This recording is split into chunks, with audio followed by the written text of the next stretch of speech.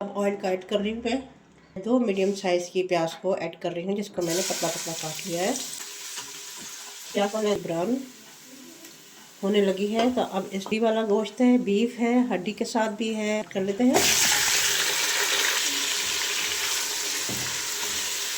Add कर रही हूँ ताकि जो है खुशबू के लिए इसे बहुत ही लाजवाब। बड़ी इलायची डाल रही हूँ, उसको मैंने खोल दिया है। लौंग और 2 छोटे तेज पत्ते हैं। बड़ा है तो 2 टेबलस्पून अदरक लहसुन का पेस्ट। थोड़ा सा ज़्यादा इस्तेमाल करेंगे हम।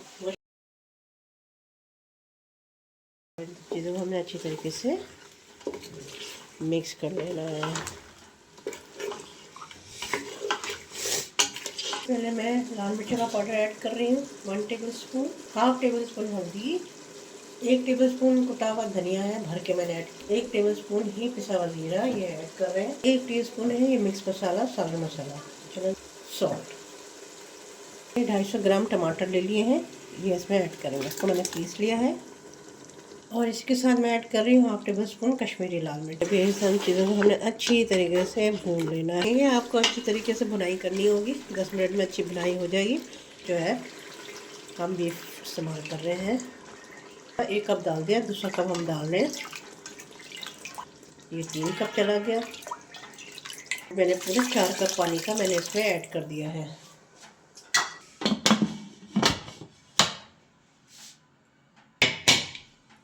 स्टीम हट गई है, अब इसको हटाते हैं, लिड को देखते हैं, बिस्मिल्लाह देख लेते हैं गोश्त गला है कि नहीं गला है।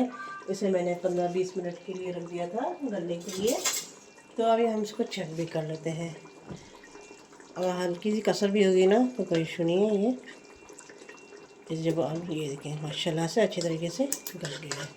इसे मैंने 15-20 मिनट के लिए रखा था। के 3 आलू हैं, ये हम इसमें ऐड कर लेते हैं। ये चले गए, ये ऐड कर लेती हूँ। तो मिक्स कर लेते हैं। तो यहाँ मैं 1 कप पानी का ऐड कर,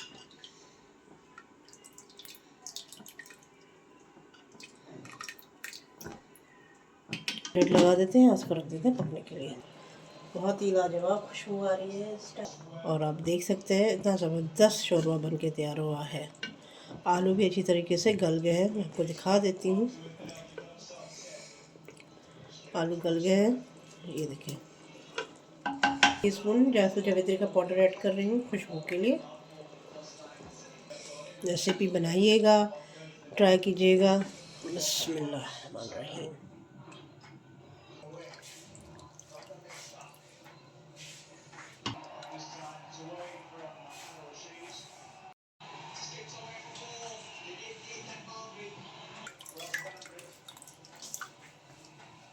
तो चलें, अपना बहुत सारा ख्याल रखिएगा, मुझे तो हमें याद रखिएगा। अल्लाह हाफिज़।